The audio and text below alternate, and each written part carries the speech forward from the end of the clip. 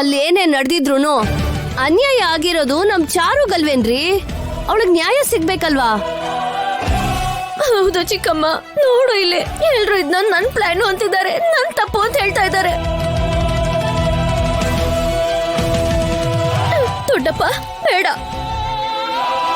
ನನ್ನ ಕಾರಣದಿಂದ ನೀವು ಏನು ಹೊಳಿದೆ ಸುಮ್ನೆ ನಿಂತ್ಕೊಳ್ಳೋದು ನನಗಿಷ್ಟ ಇಲ್ಲ. ಈ ಮನೆನ ನಾನು ದೇವಸ್ಥಾನ ಅಂತ ಅನ್ಕೊಂಡಿದ್ದೀನಿ ದೊಡ್ಡಪ್ಪ.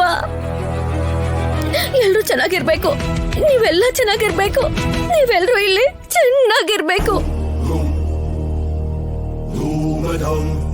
ನನಗೋಸ್ಕರ ನೀವು ಯಾರ ಮುಂದೆನೂ ತಲೆ ತಗ್ಸೋದ್ ನನಗೆ ಇಷ್ಟ ಇಲ್ಲ ದೊಡ್ಡಪ್ಪ. ನಿನಗಿಂತ ಪರಿಸ್ಥಿತಿ ಬಂತಲ್ಲ ತಾಯಿ.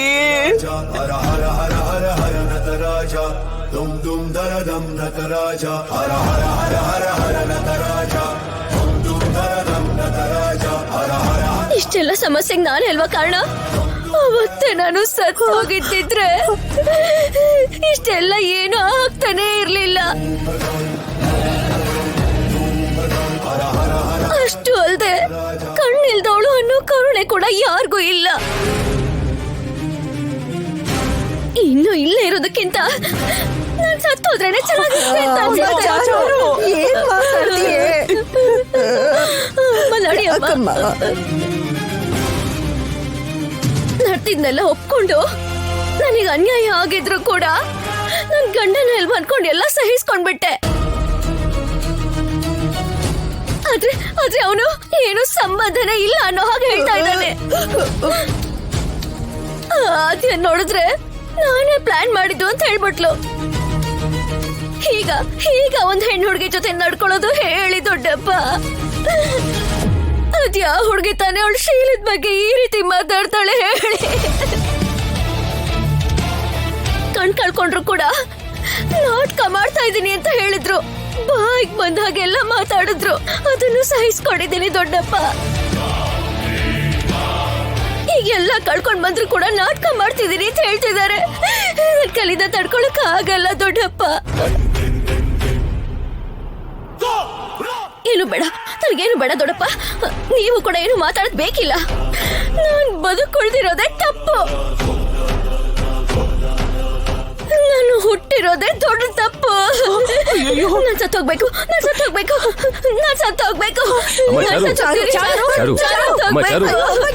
ಶಿವರಾಜು ಅಣ್ಣ, ಹೋಗಿ ಕರ್ಕೊಂಡ್ ಬಾ. ಚಾರು ನಿಂತ್ಕೋ. ಏನೇ ಸಾಯ್ತೀನಿ ಅಂತ ಹೆದರ್ಸ್ತಿದ್ಯಾ? ಹೇಳಿದ್ರೆ ಅರ್ಥ ಆಗಲ್ವಾ ನಿಂಗೆ? ಇವಾಗ ಕೆರೆ ಹತ್ರನೇ ಇದೀವಿ. ಕೆರೆಗೆ ಹಾರಿ ಸಾಯ್ತೀಯ ಏನು? ನಡಿ ಮುಂದಕ್ಕೆ. ಕೆರೆಗೆ ಹೋಗಿ ಹಾರಿ ಸಾಯಿ ಅಂತ ಹೇಳ್ದಂಗಿರ ಪಾರ್ವತಿ ನೀನು. ಅಯ್ಯೋ, ನಾನು ಹಾಗೆ ಹೇಳ್ಬಿಟ್ನಾ? ಅಪ್ಪಿ ತಪ್ಪಿ ಕೆರೆಗೆ ಹಾರ್ಬಿಡ್ತಾಳ. ಅಯ್ಯೋ ಚಾರು, ನನ್ ಮಾತ್ ಕೇಳು. ಚಾರು ನಿಂತ್ಕೋ. ಚಾರು ನನ್ ಮಾತ್ ಕೇಳು. ಚಾರು ನಿಂತ್ಕೋ. ಚಾರು ಅಮ್ಮ, ಚಾರು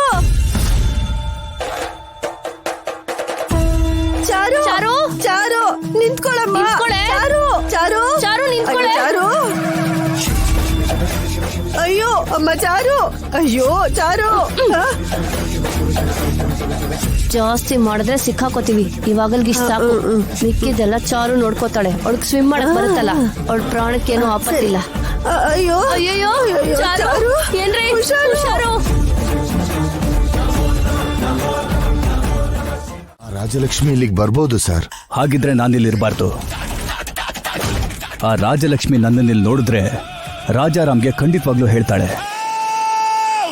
ಅವಳಿಗೆ ಇಲ್ಲಿ ನೀನ್ ಮಾತ್ರನೇ ಗೊತ್ತಿರೋದು. ಹೌದು ಸರ್. ನಿನ್ ಹಿಂದೆ ನಾನಿದ್ದೀನಿ ಅಂತ ಯಾವುದೇ ಕಾರಣಕ್ಕೂ ಗೊತ್ತಾಗಬಾರ್ದು. ಹಾಗೆ ಆಗ್ಲಿ ಸರ್. ನಾನು ಹೊರಡ್ತೀನಿ. ನನಗೆ ಹೇಗಾದ್ರೂ ಸರಿ ಆ ತಾಮ್ರ ಪತ್ರಗಳು ಬೇಕೇ ಬೇಕು ಸರ್. ಅದಾದ್ಮೇಲೆ ಏನ್ ಮಾಡ್ಬೇಕು ಸರ್? ನಮಗೆ ಅವನು ಮುಖ್ಯ ಅಲ್ಲ, ಆ ರಾಜಲಕ್ಷ್ಮಿ ಮಾತ್ರ ಜೀವಂತವಾಗಿರಬಾರ್ದು. ತಾಮ್ರ ಪತ್ರಗಳು ಬೇಕು ನನಗೆ. ಏನ್ ಮಾಡ್ಬೇಕು ಅಂತ ಗೊತ್ತಲ್ಲ. ನಾವು ಅದನ್ನ ನೋಡ್ಕೋತೀವಿ ಸರ್, ನೀವು ಹೋಗಿ. ಅವ್ರು ಬಂದ್ಬಿಟ್ರೆ ಮುನ್ನ ಅವ್ರಿಗೆ ಗೊತ್ತಿದ್ಯೋ? ನೀನ್ ನಡಿ.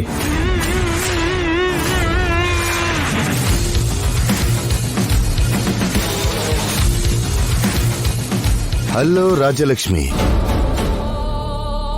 ಶೌರ್ಯನ್ ಮೇಲೆ ನಿಮ್ಗೆ ಎಷ್ಟು ಪ್ರೀತಿ? ಲವ್ ಮ್ಯಾರೇಜ್ ಅಲ್ವಾ?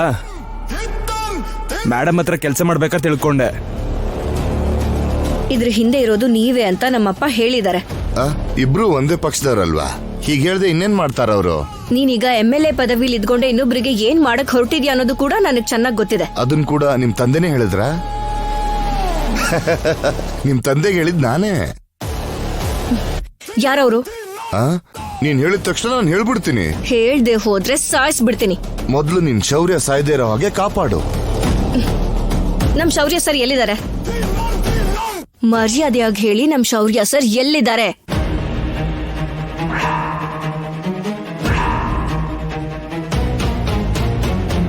ಅದನ್ನ ಹೇಳ್ಬೇಕಾದ್ರೆ ಮೊದ್ಲು ನೀನ್ ಈ ತಾಮ್ರ ಪತ್ರಗಳನ್ನ ನನಗೆ ಕೊಡ್ಬೇಕು.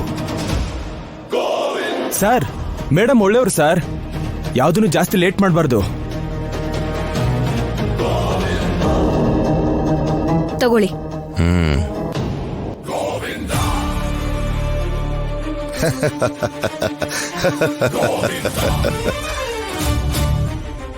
ನೀವ್ ಕೇಳಿದ್ದನ್ನ ನಾನು ಕೊಟ್ಟಿದ್ದೀನಿ ಅಲ್ವಾ? ನಮ್ ಸರ್ ಎಲ್ಲಿದ್ದಾರೆ ಅಂತ ಹೇಳಿ. ಅದು ಅದು ಲೈ ಯಾವ ಕೋಣೆಲ್ ಕಟ್ಟಾಕಿದೀಯಾ? ನನ್ಗೆ ಮೊದ್ಲೇ ಮರವಲ್ವಾ ಸರ್, ಮರ್ತೋದೆ. ದಡ್ ನನ್ ಮಗನೆ, ನ್ಯಾಯವಾಗಿ ನಮ್ಗೆ ತಾಮ್ರ ಪತ್ರಗಳನ್ನ ಕೊಟ್ಟಿದ್ದಾರೆ, ಅದಕ್ಕೆ ನ್ಯಾಯವಾಗಿ ನಾವು ಹೇಳ್ಬೇಕಲ್ವಾ? ಅದು ನಾನು ನ್ಯಾಯವಾಗಿ ಹೇಳ್ತಾ ಇದ್ದೀನಿ ಸರ್. ಗೊತ್ತಿಲ್ಲ, ಗುರ್ತ್ ಸಿಗ್ತಾ ಇಲ್ಲ, ಮರ್ತೋಗ್ಬಿಟ್ಟಿದ್ದೀನಿ. ಏಯ್, ಏನ್ ಆಟ ಆಡ್ತಿದ್ಯಾ? ನೀನು ಹಾಕಿ ಪ್ಲೇಯರ್ ಅಲ್ವೇನಮ್ಮ? ನಿನ್ ಜೊತೆ ಆಡೋ ಶಕ್ತಿ ನಮ್ಗಿಲ್ಲ ಅಂತ ನಮಗ್ ಗೊತ್ತು. ಶೌರ್ಯ ಸರ್ನ ಎಲ್ಲಿಟ್ಟಿದ್ದೀರಾ ಅಂತ ಹೇಳಿ.